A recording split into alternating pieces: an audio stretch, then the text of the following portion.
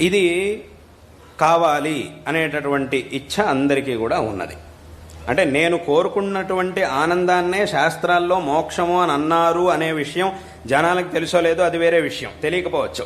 నేను ఏ ఆనందాన్ని అయితే కోరుకుంటున్నానో దాన్నే శాస్త్రంలో మోక్షము అనే మాటతో వ్యవహరించారు అనే విషయం జనాలకు తెలియకపోవచ్చు. ఆ విషయం తెలియకపోయినా కూడా అంతిమంగా జనాలందరూ కూడా కోరుకునేది ఆ మోక్షాన్నే, అంటే అశాశ్వతమైనటువంటి సుఖాన్నే. దాన్నే శాస్త్రంలో మోక్షం అని అన్నారు.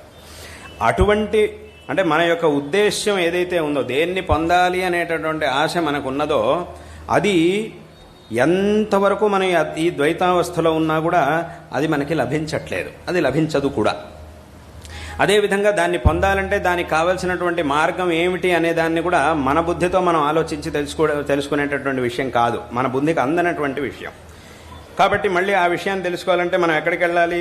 సరైనటువంటి ప్రమాణాన్ని ఆశ్రయించాలి. ఏమి ప్రమాణం? మళ్ళీ అక్కడికి వేదములే మనకి ప్రమాణం. వేదములు, ఆ వేదములను అనుసరించి వచ్చినటువంటి ఈ భగవద్గీత మొదలైనటువంటి గ్రంథాలు, ఈ స్మృతులు, ఇవన్నీ కూడా మనకి, బ్రహ్మసూత్రాలు, ఇవన్నీ కూడా మనకి ప్రమాణం.